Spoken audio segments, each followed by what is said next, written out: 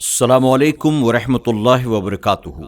میرے پیارے آقا علیہ الصلاۃ والتسلیم کے پیارے دیوانوں، خاتون جنت حضرت فاطمۃ الزہرا رضی اللہ تعالیٰ کی کنیزوں، سچی حکایات کے درس نمبر 198 ایپیسوڈ نمبر 198 میں آپ تمام کا استقبال ہے۔ الصلاۃ والسلام علیک یا رسول اللہ وَعَلَىٰ آلِكَ وَأَصْحَابِكَ یا نور اللہ صلی اللہ تعالی علیہ وسلم۔ حکایت نمبر 632۔ زن مرید۔ ایک ماہی گیر یعنی مچھلی والا کچھ مچھلیاں لے کر ایک بادشاہ کے پاس آیا اور بادشاہ کو تحفے میں پیش کیا۔ بادشاہ نے خوش ہو کر اسے 400 روپے انعام کے طور پر دیے۔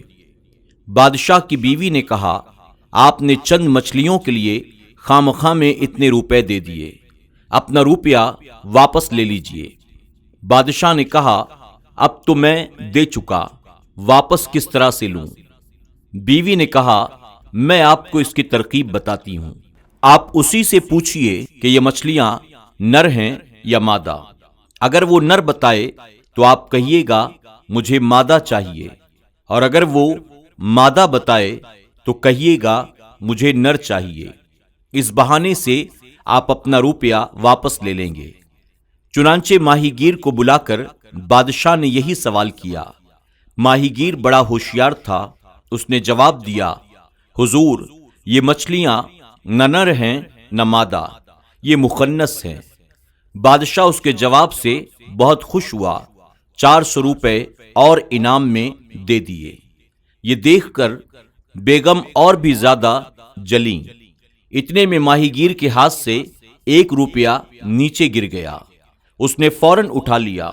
بیگم کو موقع مل گیا اور بادشاہ سے اس نے کہا، دیکھیے یہ کتنا لالچی ہے، 800 روپیوں میں سے 1 روپیہ گر گیا تو کتنی جلدی اس نے اسے اٹھا لیا۔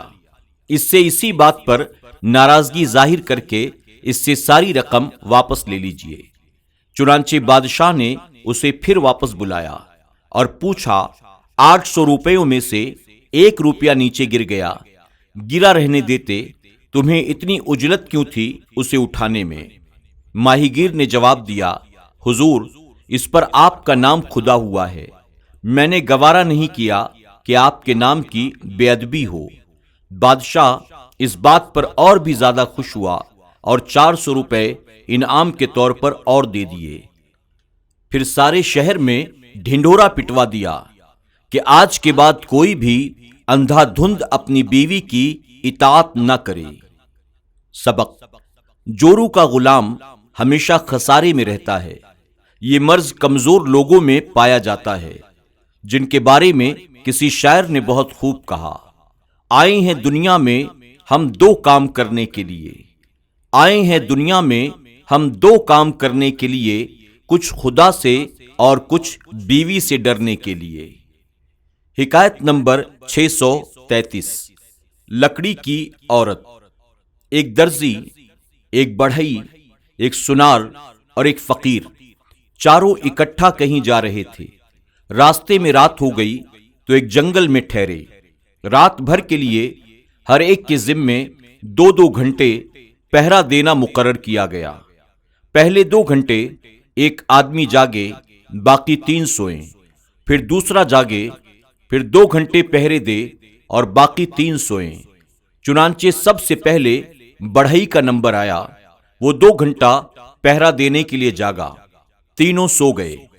بڑھئی نے سوچا، بیکار کیوں بیٹھے، ہتھیار پاس ہے، کیوں نہ ایک درخت چیر کر لکڑی کی ایک عورت بنا ڈالوں۔ چنانچہ 2 گھنٹے میں اس نے ایک عورت کا مجسمہ تیار کر دیا۔ پھر درزی کا نمبر آیا، وہ جاگا تو اس نے لکڑی کی اس عورت کو دیکھا تو سمجھ گیا یہ بڑھئی کا کارنامہ ہے۔ پھر خیال آیا، میرے پاس بھی سارا سامان ہے، کیوں نہ اسے میں کپڑے پہنا دوں۔ چنانچہ 2 گھنٹے میں اس نے اس کا سارا لباس تیار کر کے اسے پہنا دیا۔ پھر سنار کا نمبر آیا، اس نے یہ نقشہ دیکھا تو اس نے اسے گہنے پہنا دیے۔ آخر میں فقیر کا نمبر آیا۔ اس نے یہ دیکھا تو جھٹ سجدے میں گر کر اللہ کی بارگاہ میں دعا کی، یا الہی مجھ بے سر و سامان کی لاج رکھ اور اس میں جان ڈال دے۔ چنانچہ وہ عورت زندہ ہو گئی۔ اب صبح چاروں آپس میں لڑنے لگے۔ بڑھئی بولا عورت میری ہے، درزی بولا میری ہے، سنار بولا میری ہے، فقیر بولا میری ہے۔ یہ جھگڑا قریبی شہر کے حاکم کے پاس گیا۔ حاکم نے اس عورت کو دیکھا تو کہنے لگا، تم چاروں جھوٹ بولتے ہو، عورت تو میری ہے۔ اتنے میں وہ عورت خود بولی کہ میں بتاؤں میں کس کی ہوں؟ حاکم نے کہا، ہاں تم ہی بتاؤ کہ تم کس کی ہو۔ قریب ہی ایک درخت تھا، وہ عورت دوڑ کر اس درخت سے چپٹ گئی اور پھر لکڑی کی بن گئی اور اس درخت میں گم ہو گئی، اور وہ سب ایک دوسرے کا منہ دیکھتے رہ گئے۔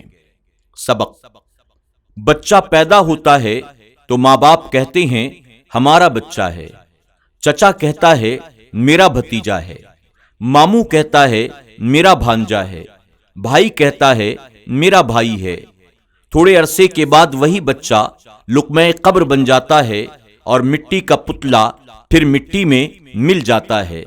سارے رشتہ دار میرا میرا یہ کہنے والے منہ دیکھتے رہ جاتے ہیں۔ حکایت نمبر 634، ہیرے کی تلاش۔ مسٹر شقی نے مسٹر شاطر کی تمام جیبیں ٹٹول ڈالیں، مگر ہیرے کا کچھ پتہ نہ چلا۔ مسٹر شقی بڑا حیران ہوا کہ سوتے وقت میں ہیرا مسٹر شاطر کے پاس دیکھ چکا ہوں۔ اس نے میرے سامنے ہیرا اپنی جیب میں رکھا تھا، مگر یہ تھوڑی دیر میں ہیرا غائب کہاں ہو گیا؟ مسٹر شاطر ایک مشہور جوہری کا ایک بہت بڑا قیمتی ہیرا چرا کر فرار ہونے کی خاطر ٹرین کے فرسٹ کلاس کے ڈبے میں سوار تھا۔ مسٹر شقی بھی اسی ڈبے میں سوار ہوا۔ مسٹر شقی یہ دیکھ کر کہ ڈبہ مختصر ہے، دو ہی مسافروں کے لیے مخصوص ہے، خوش ہوا۔ شام کا وقت تھا، ٹرین چھوٹی اور مسٹر شقی مسٹر شاطر سے مخاطب ہوا۔ مسٹر، کیا میں پوچھ سکتا ہوں آپ کہاں تشریف لے جائیں گے؟ مسٹر شاطر نے کہا، میں لندن جاؤں گا۔ مسٹر شقی نے کہا، 2 دن 2 رات خوب ساتھ رہے گا، مجھے بھی لندن جانا ہے۔ ٹرین اپنی پوری رفتار سے چلی جا رہی تھی۔ رات کے 10 بجے کا وقت تھا۔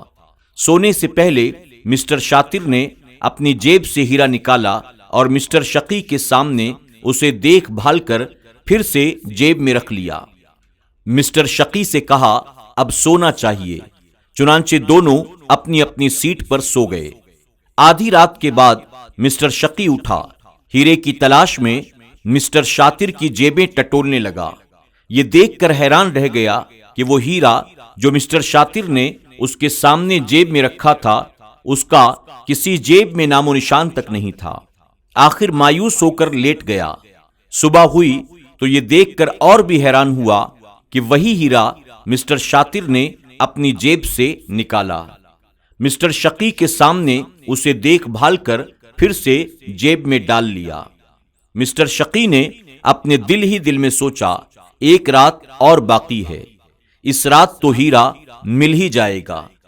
چنانچہ دوسری رات پھر سونے سے پہلے مسٹر شاطر نے اپنی جیب سے ہیرا نکالا، پھر اپنی جیب میں ڈال لیا۔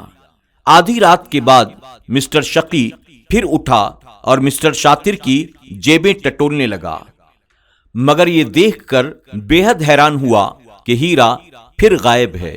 تھک ہار کر پھر سے وہ لیٹ گیا۔ صبح اٹھا تو ہیرا شاطر کے ہاتھ میں دیکھا۔ مسٹر شقی اسی وقت مسٹر شاطر سے مخاطب ہوا، گستاخی معاف، مجھے اتنا بتا دیجئے کہ یہ ہیرا جو آپ اپنی جیب میں رکھ کر سو جاتے ہیں، آدھی رات کے بعد بھلا کہاں چلا جاتا ہے؟ مسٹر شاطر نے کہا، مسٹر، مجھے غافل نہ سمجھو، مجھے یہ علم ہو چکا تھا ہیرے کو چرانے کی خاطر ہی میرے تعاقب میں تم اس ڈبے میں سوار ہوئے۔ میں نے اس ہیرے کو تم سے بچانے کے لیے نفسیاتی حربے سے کام لیا۔ میں نے سوچا کہ دن کے وقت تو تم کچھ نہ کر سکو گے، رات ہی کو اڑانے کی کوشش کرو گے، چونکہ نفسیاتی طور پر تم کو میری جیبوں کو ٹٹولنا تھا، اس لیے رات کو میں ہیرا تمہارے سامنے جیب میں ڈال کر سو جاتا تھا۔ رات کے پہلے حصے میں جب تمہاری آنکھ لگ جاتی تو وہ ہیرا میں اپنی جیب سے نکال کر تمہاری جیب میں ڈال دیتا تھا۔ تم آدھی رات کے بعد جب اٹھتے تو میری خالی جیبوں کو ٹٹول کر مایوس ہو کر لیٹ جاتے تھے، تو میں ہیرا پھر تمہاری جیب سے اپنی جیب میں ڈال لیتا تھا۔ السلام علیکم ورحمۃ اللہ وبرکاتہ۔ سچی حکایات کے تمام ایپیسوڈز کو سننے کے لیے YouTube پر SDI آڈیو پر ضرور وزٹ کریں، سبسکرائب کریں، بیل آئیکن پر کلک کریں اور اپنے دوست احباب کے ساتھ ضرور SDI آڈیو کو شیئر کریں۔